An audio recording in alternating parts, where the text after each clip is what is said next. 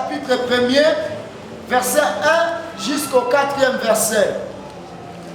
Après avoir autrefois à plusieurs reprises et de plusieurs manières parlé à nos pères par les prophètes, Dieu nous a parlé par les fils à ces jours qui sont les derniers. Il l'a établi héritier de toutes choses et c'est par lui qu'il a fait le monde. Ce fils qui est le rayonnement de sa gloire et l'expression de son être soutient toutes choses par sa parole puissante. Après avoir accompli la purification des péchés, il s'est assis à la droite de la majesté divine dans les lieux très hauts, devenu d'autant supérieur aux anges qu'il a hérité d'un nom bien différent de leur. Amen. Amen. Kaka zangu, baba zangu, mama zangu wapendwa katika Kristo, Mungu anasemaka kwa njia hii wala ile. Lakini sasa hapa kwa nini tunasema le grand silence de Dieu? Kimya kubwa ya Mungu. Kimya ni nini? Ni wakati Mungu aseme tena na watu. Ni wakati Mungu ananyamaza mtu, ananyamaza taifa, ananyamaza dini, ananyamaza jamaa yenu, au anakunyamaza wewe peke tu. Unaweza omba, unaweza lia, unaweza lala chini, unaweza veiller, unaweza jene, lakini Mungu nalisha kunyamaza. Ametuambia kwa ile wakati ya Ancien Alliance alizungumza na manabii, alizungumza kwa njia ya manabii na mitume. Na katika Ancien na Nouvelle Alliance ndani ya Hébreux chapitre 1 verset 2 anasema anazungumza kwa njia ya mwana wake Yesu Kristo ambaye yeye ndio aliumba kila kitu, na anazungumza na sisi kupitia ule mwana wake Yesu Kristo. Lakini kwa nini somo hii le grand silence de Dieu au kimya kuu ya Mungu? Kwa njia manabii walipokuwa mpaka Yesu Kristo kutokea, yaani juste après la disparition au kifo, nabii wa mwisho katika Biblia, nabii aliyetokea wa mwisho avant Ancien na avant Nouveau Testament, avant kutokea kwa Bwana wetu Yesu Kristo, anaitwa Malaki au Malachi. Ye Malaki c'est le dernier prophète ambaye alikuwa Ancienne Alliance, alitumika na taifa ya Israel. Alors entre Malaki na veni ya Jésus Christ au katikati ya Malaki na kuja kwa Bwana wetu Yesu Kristo kuko kimya kubwa, na ile kimya ilifanya miaka 400, 400 ans, 4 siècles. Un siècle égale 100 ans. 200, 300, 400 ni 4 siècles. Alors kati ya Malaki na Jésus Christ kutokea wala Nouveau Testament, wala kutoka kati ya Malaki na Mathayo kwenye wananjia Mathayo, Marko, Luka na Yohane, kunakuwa kimya kubwa, kunakuwa silence ya miaka 400. Mungu namenyamaza dunia. Mungu haongee tena na dunia. Mungu haongee na mtu, iwe manabii, iwe wasakrifikateur, iwe mitume, iwe watu gani, hakuongea tena nao, au kwa njia ya sauti, au kwa njia ya ndoto, au kwa njia ya chochote. Hakuongea ye Mungu, alibakia kimya. Na wakati alibakia kimya, utajua nini ndio inaonesha kwamba Mungu alibakia kimya. Trois signes ya kuonesha kimya ya Mungu mu maisha ya mtu, mu maisha ya dini, mu maisha ya taifa na mu maisha ya jamaa au jamii. Kulionekana karibu vitu vitatu vikubwa ambavyo vilionyesha kwamba Mungu amenyamaza. Na alama ya kwanza ni hii: wakati hakuna revelation, Mungu naisha nyamaza. Quand il n'y a pas de révélation, wakati hakuna revelation, tunaitaka nini mwingine lugha? Wakati Mungu ajifunue kwetu, wakati Mungu ajifunue kwako, wakati Mungu ajifunue katika dini yenu, wakati Mungu ajifunue mu ministère, inabakia tu iko pale ni ministère, inabakia pale tu ni dini, imejenga mzuri, imefanya vizuri, imenunua instrument bien, imetia madhabahu vitu vya bien, mais quand il n'y a pas de révélation, c'est que Mungu nalishaanza wanyamaza. Alléluia. Amen. Un la révélation était peuplé sans frais. Mungu akaonesha kwamba ananyamaza watu wakati hakuna ufunuo. Mungu ajioneshe kwa watu. Mungu aseme tena na watu. Anabakia rare. Ndio maana ndani ya 1 Samuel chapitre 28 verset 6, unaposoma 1 Samuel chapitre 28 verset 6, Biblia inasema la parole, ni 1 Samuel chapitre 3 verset 1 plutôt, inasema la parole de Dieu était rare à ce jour. Ni kusema même quand la parole de Dieu inakuwa rare dans nos églises, inakuwa rare dans nos ministères, inakuwa rare dans nos familles, Mungu amenyamaza. Et bien aimé, je n'ai pas honte ni peur de te dire, dans nos communautés, dans nos églises, la parole de Dieu, j'ai dit la parole de Dieu est rare. Et qu'est-ce que la parole de Dieu? La parole de Dieu s'est divisée à deux. Il y a ce qu'on appelle les logos et il y a ce qu'on appelle les rema. Les deux, kuko leo tunaweza kuwa na logos, mais les rema de Dieu haiko tena dans nos assemblées. Logos nje ya wapi? C'est la parole yenye tunasoma ndani ya Biblia, lakini le rema au le rema de Dieu, c'est vraiment la révélation de Dieu lui-même aux hommes par sa parole. Wakati parole ilikuwa rare, ikaonesha kwamba ile ni wakati ya Samuel, s'il vous plaît. Hakuyakuwa hata grand silence, lakini parole ikaanza kuwa rare. Neno ya Mungu haihubiriwe tena.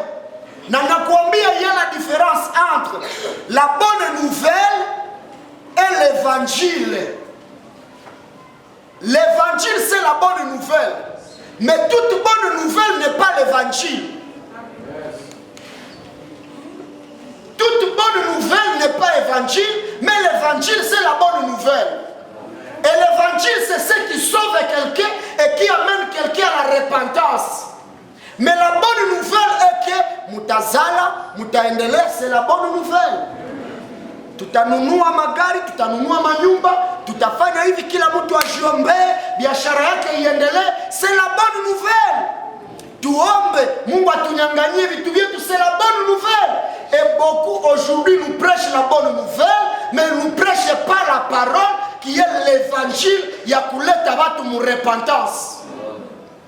Et c'est comme ça que la parole de Dieu est rare dans nos églises, dans nos ministères, dans nos chorales, dans nos groupes de prière, même dans nos groupes d'études bibliques. La parole de Dieu est devenue rare. Parce qu'on choisit des versets zenye ziko kukote yenu, mais hamutakamata ma versets zenye zitawapiga. Manque de révélation. Quand il n'y a pas la révélation, Mungu amenyamaza kimya. Dans 1 Samuel chapitre 28 verset 6, Biblia inasema Saulo alikuwa na consulter l'Éternel, na Mungu aseme naye, ni par songe, ni par l'Urim, ni par prophète. Mungu ananyamaza Saulo. Mungu amutokele ni kwa ndoto, ni par le prophète. Mungu anaanza munyamaza. Kwa nini? Mungu anaanza prendre distance na watu wake. Anaanza waachia jue. Neno ya pili inayoonyesha kwamba Mungu amenyamaza watu. Deuxième signe. Signe ya pili, quand il n'y a plus de vision. Quand dans la société, dans l'église, dans le ministère, il n'y a plus de vision. Watu wanastagner. Kama ni kuimba, ni zile nyimbo. Kama ni message, ni zile. Hakuna hata kupanda kidogo. Hakuna vision. C'est pourquoi même dans le commerce, dans la politique, Butembo, Goma, Beni, aucune vision. Ukianja kitu, hautafanya. Ukitoka Katwa mpaka Sandreville na uko natembelea kukichwa na mikono, banakupatia voiture. Sasa atakupatia hayo ile saa unaona badisi wanaenda nje hayo miguru vile vile. Pourquoi les gens n'ont pas de vision? Au lieu d'avoir de vision, ils sont des tricheurs. Combien de mikutano niko na yassiste leo, unakuta ketu mkutano ni ile ya 2000, ya 99, hakuna vision tena. Somo hazina tena vision yoyote. On fait des choses pour les faire. Ikuwe ni mikutano kuma église dite traditionnelle, ikuwe mikutano kuma église dite de réveil, ikuwe kuma église dite de indépendante. Unakuta ke aucune vision. Banabii habiko tena. Kwa nini? Ikiwa leo unabii iko, unabii yenye iko ni unabii ya mazuri, ni unabii ya kutisha, ni unabii ya kusema Mungu alinionyesha, ni unabii ya kusema kama hautoe sadaka, ni unabii ya woga tu, lakini véritable prophète haiko tena. Et le peu de prophètes ambao tungali nao tunawapiétiner, tunawafouler aux pieds, lakini tous les menteurs tunawasoutenir avec force. Quand il n'y a pas de prophètes, Mungu ananyamaza. Pas de parole de Dieu wakati prophète haiko. Ba prophète leo wanatabiri la Bible. Anaweza kutabiria nimero ya telefone na nimero ya carte de lecteur yako. Anaweza kutabiria maisha ya zamani yako. Me haiko vile njo manabii wenye Mungu alitumaka balikuwaka. Manabii wa Mungu balikuwa wanaambia watu kuitakayotokea na kuambia angalisho. Lakini manabii wetu wa leo wanatuambia kwenye tati alifanyaka na shangazi alifanyaka. Quand il n'y a pas de prophètes. Il est signe tatu, wewe examiner qui est ton prophète. Quelle vision a-t-il? A-t-il des révélations? Si tu n'as pas la révélation de Dieu, si tu n'as pas la vision de Dieu, si tu n'as pas le prophète de Dieu, c'est que Mungu ashaka kunyamaza. Qui est ton prophète? Quelle est ta vision?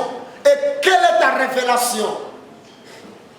Na ndo maana kusomo hizi nitakuonesha combien de fois même les interprétations des rêves zinatokea pendant le grand silence de Dieu. Les gens font parler Dieu alors que Dieu n'a pas parlé. C'est pendant le grand silence de Dieu. Pendant ce grand silence de Dieu, Dieu ne parlait pas, il se tait tout simplement. Pendant ce temps, peuple ya Mungu, mwile periode yote ilikuwa, Vajuife walikuwa, Varumi walikuwa, na acha nikuambie, maekri za maprofete zilikuwa. Genèse, Exode, Lévitique, Nombre, Deutéronome, Josué, Cantique des Cantiques, Esther, zilikuwa. Matemple zilikuwa. Sawa hii yetu ilikuwa, ya Ulumbi ilikuwa, ya Katwa ilikuwa, ya Fungi ilikuwa, ya Kitatumba ilikuwa, ya Katedrale ilikuwa, ya Kaundura ilikuwa. Matemple zilikuwa. Même ba sacrificateur walikuwa. Mais Dieu sait-tu. Na zaidi ya hii, watu walikuwa na wanaenda kukanisa tu. Wanaenda kumahekalu, wanaenda sali, wanatoa na masadaka, wanafanya na masakrifisi, me Mungu anawanyamaza. Na kusi mpendwa, ukikubali kufata hii somo mwanzo mpaka mwisho, utaelewa kwenye tuko. Vyote vilikuwaka, utoaji wa sadaka na majengo ya masinagogi. Ilikuwa mwa ile 4 siècle. Kulionekana meme masadaka. Nitakuambia msomo pengine ya kesho. Kulikuwa sacrificateur mwenye wakati aliona watu hawajali kutoa, akatoa nguruwe, akaisakrifie dans le temple. Ijapokuwa nguruwe ni haramu pour Dieu, mais akaitoa. Na nitakuonesha namna gani watu wako wanatoa manguruwe leo. Iko Samu Mbaraga anakuya hapa, anatuuzia makiti, ni kutoa nguruwe. Sans le Saint-Esprit hauna révélation yoyote. Sans le Saint-Esprit, ata uimbe, uhubiri, uombeye, rien ne peut se faire sans le Saint-Esprit. Quand l'église est connue par les règlements d'ordre intérieur, que d'être connue par l'Esprit de Dieu, c'est une église sans Dieu. Alors najiuliza, pourquoi Mungu anyamaze? Pourquoi Mungu anyamaze mtu? Pourquoi Mungu anyamaze dini? Pourquoi Mungu anyamaze ministère? Munaimba, munalia, munatoa, munafanya na mikutano, watu wa mingi wanakuya, mais rien de spécial, rien de concret yenye ni hayo haikuwe. Je vous dis vrai, la vérité reste la vérité. Alléluia. On a voulu enterrer la vérité, mais après 3 jours, la vérité a ressuscité. Bien-aimé papa, maman, frère et sœurs, Na kuambia kweli, kila mtu mroho yake anajua kweli, lakini hapendaki kutendesha kweli. Mroho yako unajua le vrai ministère yenye kuna révélation de Dieu dans cette ville, la vraie église yenye kuna révélation de Dieu dans cette ville, mais unafanya gros dos na njoo wanaitaka incrédulité.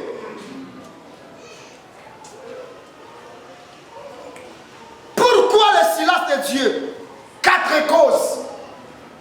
La première cause est la plus grande, la désobéissance et la rébellion du peuple de Dieu. La désobéissance et la rébellion. Désobéissance na rébellion ya watoto wa Mungu iliachaka na banyamaza wakati Malaki amekufa. Malaki alikufaka namna gani? Unaposoma ile kitabu yote ya Malaki, c'est le prophète qui appelait les gens à la repentance. Anasema mtubu, anasema hata kumazabau kumechafuka, anasema wapendwa mrudilie Yahweh, muachane na unafiki. Banakuwa na mcheka, bananiga, banamuzarau, banasema huyu iko na message ya condamnation. Bien-aimé dans le Seigneur, nakuambia kweli devant Dieu, tufanyake hapa maseminaire ikuwe ya ndoa, hatuwezi imaliza bila repentance. Juu ndoa ni ndoa, juu kulikuwa repentance. Na ndoa ya bibi na bwana inarepresente ndoa ya Yesu Kristo na kanisa. Donc même si tu n'organisais un séminaire sur les fiançailles, comment aimer et comment contenir sa fiançaille, kama hatukulete ku repentance na ne morale. Et je ne prêcherai jamais la morale, car la morale ne sauve pas, mais la parole sauve. Et la parole est au-dessus de la morale. Valikatala kuti, anawambia mtubu, achana na hipokrisi, achana na washarati, achana na ulevi, achana na vitu vibaya. Wananiga. Okay. Malaki akafika hatua ya kukufa, watu na biko mdesobéissance na rébellion. Colossiens chapitre 3, verset 6. Inaonesha combien de fois il y a la perdition pour les affaires rebelles, les affaires de la rébellion. Colossiens 3, 6 pour ceux qui wanaandika. Na kati ya Ephésiens chapitre 5, verset 6. Na inaonesha combien de fois Dieu anajiécartaka na quiconque est rebelle. Est-ce qu'il y a un rebelle ku Mungu? Je te dis bien-aimé, unaweza waza kama uko bien na Mungu, mais je t'annonce qu'il y a uko bien na Mungu. Alors nikuulize, unasikiaka Mungu? Maana kusikia Mungu ni kutendesha yenye anakuambiaka. Kama hautendeshake anakuambiaka ashaka kunyamaza. Na acha nikwambie, mimi kunyamaza par exemple Isaya wakati hanisikiaki, hatendeshe mimi namwambia, wala Rebeka wala Miriam, haiko kusema haiko mtoto wangu. Ni mtoto wangu tu. Ni mimi ndio babake. Anapashwa lala kwangu, anapashwa kula chakula, anapashwa niambia anagonjwa mimi namtunza, lakini akiniomba kitu chenye anataka hezi kipata. Ndio maana wewe upatake unaombaka, Mungu anakupaka vya general.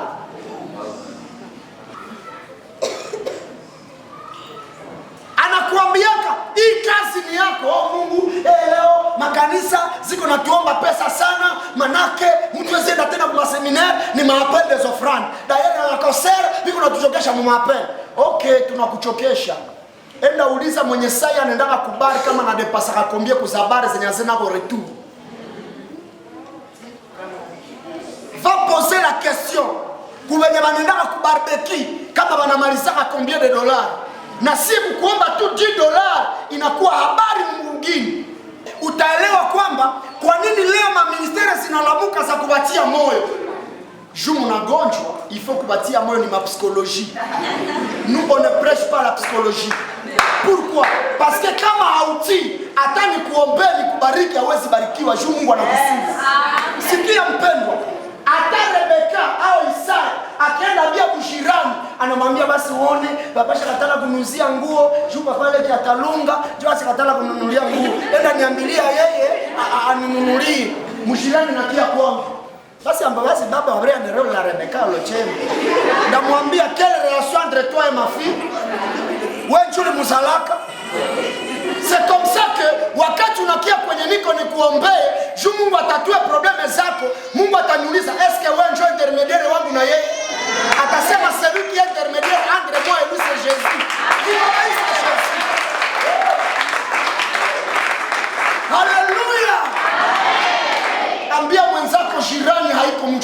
kuombeaka.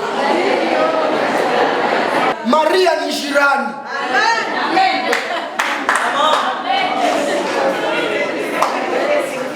Jirani hasi kuabiria Mungu. Haleluya. Bien, mais je te pose la question. Kama Mungu anakuambia unakia na mseme papa, basi mimi niko na problème ici comme nini, okay ndakuuliza sawa, c'est bien. Mais est-ce qu'il y a un problème na Mungu? N'as-tu pas un problème avec Dieu? Est-ce que tu obéis ou tu es rebelle? Et ça on ne vous prêche pas, hein? Je vous dis vrai. Dhambi haiko njoo kulalana, kuiba, mature langue, macaresse. Haiko njoo dhambi tu. Il ni mafruit, il y a désobéissance négative. Il y a aussi la désobéissance positive. Il y a mwenye shaka okoka, ashazaliwa mara pili, iko na chenyaneza patia mkimbizi, banamwambia wakimbizi watapewa nguo, anakatala kuitoa na iko nayo. Ni désobéissant. Ule Mungu wezi mpatia chenye ataomba. Munaweza jituma lugha rebo shakana, nege rebo shaka, mege dereba yaga. Tunaijua. Lakini bien aimé, haiko njo itashanje. Deuxième cause, il y a silence de Dieu. Deuxième cause. Kwa nini Mungu ananyamaza watu? Kwa nini? Analese les humains va vivre comme wanataka. Anawaacha waishi gisi wanataka. Ndio kozi ya pili. Kwa nini nasema kitaka hivi? Kama Biblia Kiswahili iko pale, mnitarishie Actes des Apôtres chapitre 14 verset 16. Matendo ya Mitume 14 shairi ya 16. Mungu anaacha mtu avivre gisi anataka. Donc anasema kuwa gisi unataka. Nimetoka kuambia wakati mtoto asiki yake mparcel, mtu nafikiri atoka kusema ule ni vile njoo akue vile. Anavivre gisi anataka, anakuacha liberté yako, anakuacha uhuru wako. Inasema nipe nisome. Ambaye zamani zilizopita aliwaacha mataifa yote waende katika njia zao wenyewe. Aliwaacha waende katika njia zao wenyewe. Kwa nini? Mtu amekushindwa wako, anakuambiaka nifanye hiki au kifanye, anakuambiaka kazi yangu inahitaji hauhitaji, anakuambia hiki au kifanye. Finalema nasema ni kuache uishi gisi unataka. Leo Mungu anaweza kuacha mlesea le. Unawaza tu amekuacha, ndio amekuachia uhuru mpaka siku utamuhitajiki umutafuti. Malheureusement, dans la suite ya hii message, dans la suite ya hii séminaire, utaelewa kwamba Mungu parfois akikuacha uishi kisi unataka, haurevenir ake kwenye iko na ungali bien. Anakuaka nasha kupiga, kukuponda mpaka unarudia nuku kuandika pe même physique. C'est ça le problème de Dieu.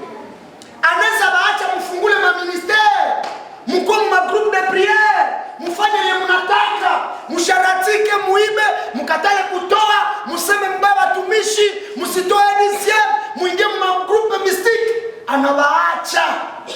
Na siku atapenda akurudishe kunjia. Ndio maana Daudi amekombrand gisi Mungu amempiga, amemrevese. Daudi wakati alikuwa hayakuwa revese, alikuwa na hayakuwa un homme selon le cœur de Dieu. Mais ça Mungu alimshikilia, akamfere revese. Akalala mke wa watu, akafanya mbinu zote wasijue, mais Mungu yeye peke akafanya masirikosas de sorte que Daudi ajulikane inji. Usingo yake wanje revese njo urudie kwa Mungu. Parfois Dieu utilise le négatif pour nous amener vers lui.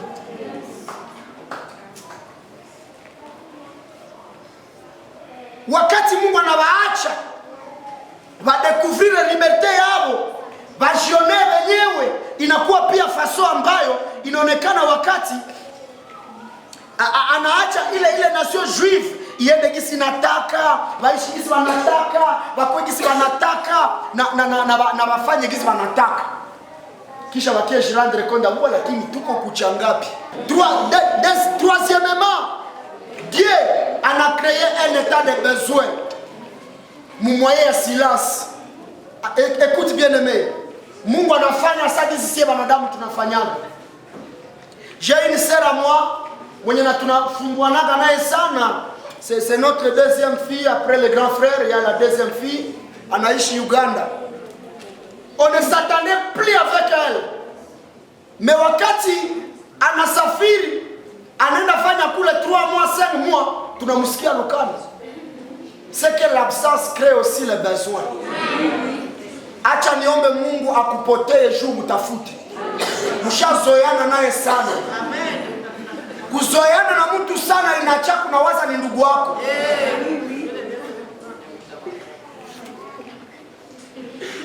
Ishakuwa kama si Mungu anakukifu. Anakudika. Dieu akakreie ile besoin ya mwanadamu akanamwacha. Anakuwa kama si existe. Juu mwanadamu amtafute yeye Mungu. Ndio maana dans la suite ya séminaire utaelewa kwamba watu wengi walitafuta miungu.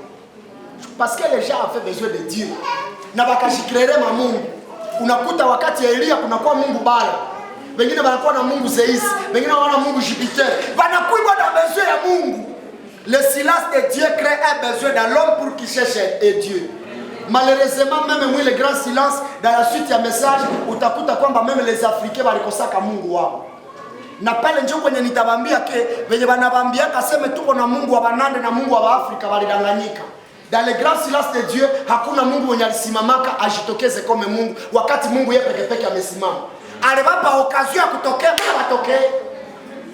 4 siècles Mungu anapatia miungu yote ya mumiti, ya mumai, ya muanga occasion ya kujitokeza mwa Mungu. Mais hakuna kama Mungu kalitokelea. Oh, je bénis Dieu. Dieu est très intelligent.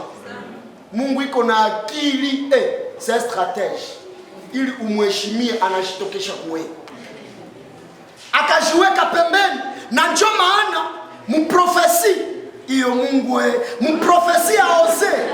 J'aime la parole. Mprofesi a osé chapitre 5 verset 6 inasema hivi. Ils iront avec leurs brebis et leurs bœufs chercher l'Éternel, mais ils ne trouveront point. Wataendaka na kondoo zao na wamama na wababa kutafuta Mungu hata mpataka. Jua nini? Asha jificha. Combien de fois tunaenda tafuta Mungu? Bien aimé, munisameni exagérer nibambie, wewe kusema unatafuta Mungu kama shapu nyamaza hutampataka. Juye peke alifanyaka pa kukia kutafuta mais ushabude. Sasa yeye anapotea hawezi mpata Mungu. Est-ce que vous m'entendez? Lui a fait le premier pas.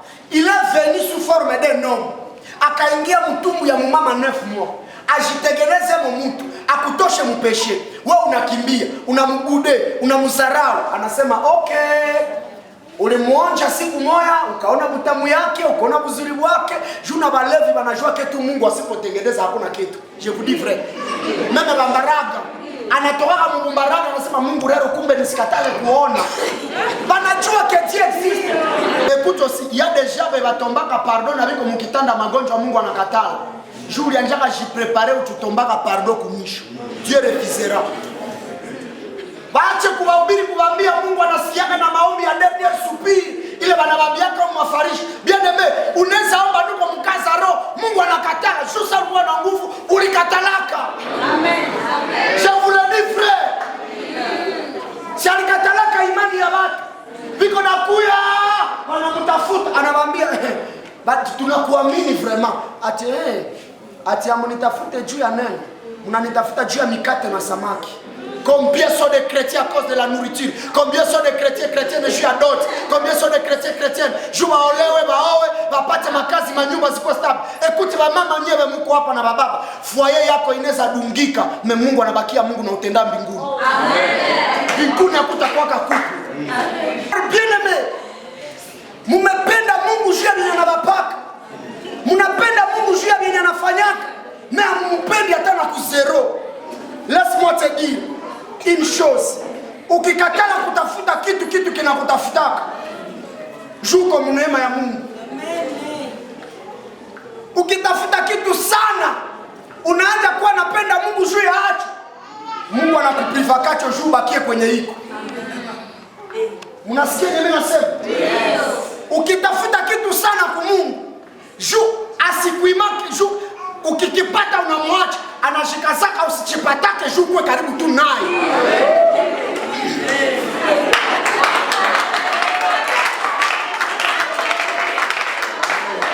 Niendelewa kaleo. Ukitafuta Mungu juu ya bunyumba bukuwa stable, Mungu atachaka budungike tu juu kuwe na mtafuta kila siku. Amos chapitre 8 verset 11 à 12 anaonesha pia waziwazi kwamba nitawaacha watembezi wanataka, watanitafuta mimi mwenyewe ndashificha, kwa sababu nilipokuwa karibu nao walinibeua, walinizarau, hawakuniona kuwa Mungu wao, walinikamatia kwa miungu ingine, walifanya prostitution. Écoute, dans la suite ya hii message nitakuonesha kwamba Mungu aliurusuku un serviteur de Dieu. Oh mon Dieu, pardonne-nous Père. Joue un serviteur de Dieu aelewe qu'est-ce que la fidélité de peuple de Dieu na taifa. Mungu akafanya ye Amos akaoa bibi. Wakati anaoa bibi wakaishi naye. Ili fois bibi ya Amos akakuwa mbidike Mumbaraga. Akenda nchi ya ndoa. Mara mbili, mara tatu, mara nne. Amos akamfukuza. Mungu akamwambia hawezi mfukuza. Enda mkamata umuoe na ulunge naye. Akenda golete. Mungu akamwexpliquer kusema kama nilifanya vile ni kukuexpliquer combien de fois mon peuple était fidèle à moi. Gisi roho yako ililuma vile njoo roho yangu inalumaka wakati mnakuwa fidèle kumimi. Amen.